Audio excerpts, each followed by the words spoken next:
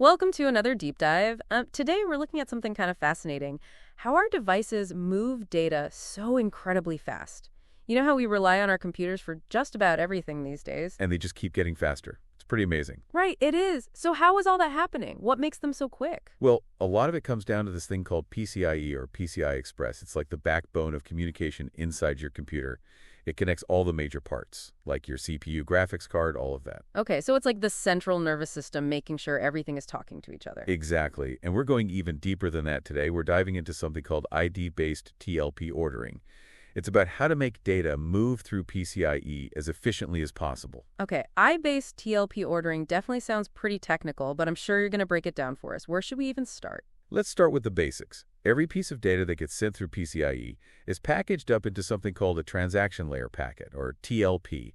Think of it like a little digital envelope. Okay, an envelope. Got it. Yeah, with a destination and instructions on what to do with that data. So like a tiny little delivery truck carrying information all around the computer. Perfect analogy. Now, traditionally, PCIe used strict ordering for these TLPs, especially for things like memory writes. It's like a single-lane highway where every truck has to stay in line no matter what. Okay, I can definitely relate to the frustration of waiting in line when it seems totally unnecessary. Right. It ensures that things arrive in order. But it can also create bottlenecks. So how does this ID-based ordering thing, how does that help with this bottleneck problem? Well, imagine giving some of those delivery trucks a faster lane on the highway. That's kind of what ID-based ordering does. It assigns a unique ID to each TLP, so they could be reordered. Reordered, but wouldn't that mess things up if they're not in order? It allows them to be reordered without messing up the final sequence of the data.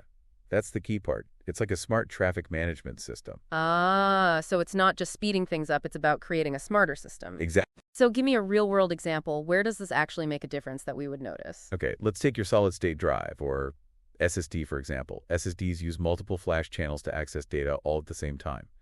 With ID-based ordering, these channels can operate way more efficiently. So it's like each channel having its own express lane. Exactly. So is that why my computer feels so much snappier now when I open files or launch programs? Yep, that's part of it. And it gets even better when you think about write bursts, large chunks of data being sent all at once. Okay, like when you're saving a big file or loading a complex game level. Exactly. ID-based ordering allows those large transfers to be woven in with the smaller ones, maximizing efficiency. It's like having different lanes on a highway for different types of vehicles, cars, trucks, motorcycles, all moving smoothly. And with PCIe 6.1, it introduces something called unordered I/O or UIO.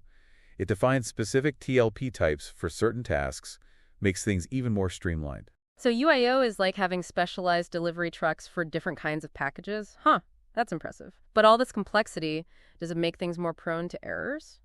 That's a great question. There are definitely some considerations. The design and implementation are complex, and you need really robust error handling. To make sure that data doesn't get corrupted if things arrive out of order. Right. So it's not a perfect solution. Are there other ways to order data in PCIe? Yeah, we've talked about strict ordering, which is the most basic.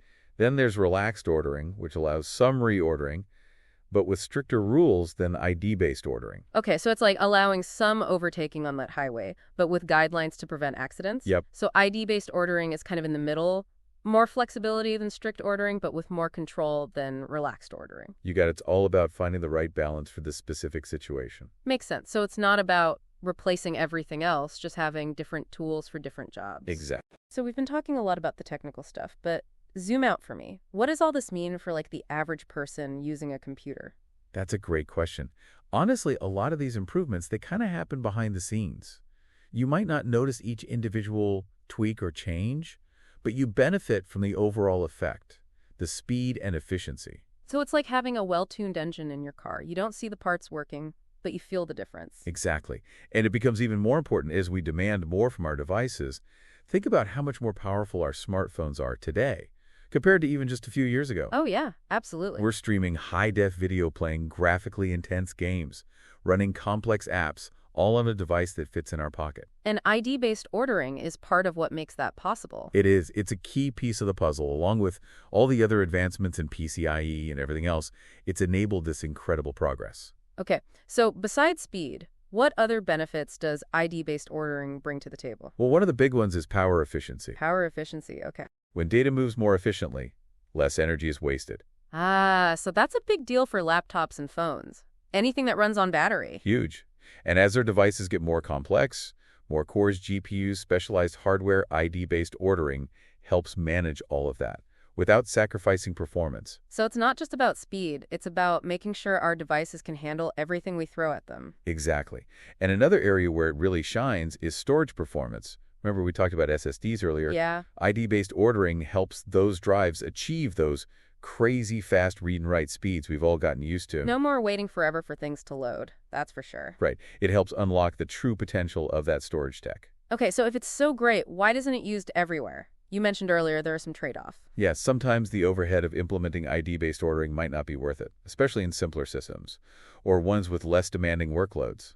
It's like using a race car to go to the grocery store. Right. Tool for the job. Exactly. In some cases, strict ordering might still be the best way to go, especially when data integrity is super important, like in certain financial or scientific applications. So it's not about replacing every other method, it's about having the right option for each situation. That's a great way to put it. And it's important to remember that ID-based ordering, it's not working in isolation. It's part of a whole system, so it's like a well-coordinated team. With each member playing a crucial role to achieve the overall goal. Exactly. And like with any complex system, there's always room for improvement. Researchers and engineers are constantly tweaking things, trying to find ways to make ID-based ordering even better, to overcome those limitations. So it's an evolving technology, constantly pushing the boundaries. Now let's talk about one more specific thing we haven't touched on yet, latency. Latency, isn't that just a fancy word for delay? It is. It's the time it takes for a request to get a response. And in some cases, even a few milliseconds can make a huge difference. Like in online gaming lag can be the difference between victory and defeat? Right? ID-based ordering can help reduce latency significantly. It allows out-of-order execution while still making sure the data is consistent. So it's like an express lane for time-sensitive data. Exactly. And it's not just about speed. Sometimes it's about moving large amounts of data quickly. You're talking about throughput, the amount of data you can transfer at once. You got it. And that's a balancing act. Sometimes speed is more important. Sometimes throughput is more important. So how does ID-based ordering handle that? That's the beauty of it. It's flexible.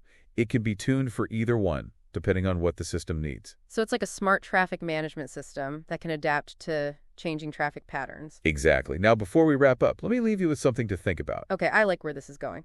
Think about artificial intelligence, AI.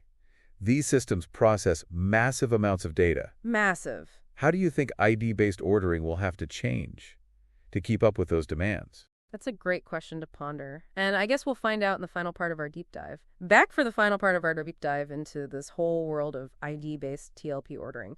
We've gone pretty deep into how it works, the benefits, the trade-offs. It's pretty amazing how much goes on inside our computers that we never really think about. Right. It's kind of like a well-maintained house. You don't really think about all the plumbing and electrical wiring every day, but boy, do you notice when something goes wrong. And ID-based ordering is kind of like that. It's working behind the scenes to keep everything running smoothly so we don't have to worry about it. And that becomes even more important as our devices get more powerful and everything's connected. Think about how much we rely on our phones these days. Oh, they're not just phones anymore. It's crazy. They're our cameras, our entertainment systems, our connection to the world, basically. They are. And speaking of demands, you left us with a question at the end of last part, how ID-based ordering might need to adapt to handle all the data that AI processes. Yeah, that's a big one. And researchers and engineers are already working on it. One idea is to develop even more specialized TLP types tailored to the specific needs of those AI workloads. So it's like instead of a one-size-fits-all approach, you're saying we need custom-designed data delivery systems? Exactly. It's like different trucks for different cargo. You wouldn't use a dump truck to transport sensitive equipment, right? Makes sense. So tailoring the data transfer to the task at hand could really boost AI performance. What else are they looking at? Another thing is tighter integration with other hardware and software. Right now, ID-based ordering is mainly focused on that PCIe level. But imagine if it was optimized throughout the whole system. So it's like coordinating traffic flow, not just on the highways, but in the cities and neighborhoods too, making sure everything moves smoothly all over the place. Exactly. And as AI models become more complex, billions, even trillions of parameters, we might even see entirely new ordering methods being developed. Wow. So it's like upgrading from cars to like Hyperloop systems or flying cars. Got to have new ways to manage that traffic. Yep. The future of ID-based ordering, it's tied to the future of computing itself as our devices and apps get more advanced. So will the tech that makes them go. It's really fascinating how these tiny little optimizations can end up having such a huge impact. It is, and I hope this deep dive has given you a better understanding of how it all works. It definitely has. For me, at least, next time I open a file or load a game, I'll think about all that's happening under the hood. Glad to hear it. And who knows, maybe this sparked an interest for you to learn even more. Always more to learn, that's for sure. Thanks for taking us on this journey into the world of ID-based TLP ordering. It was my pleasure. And to everyone listening out there, until next time, keep exploring.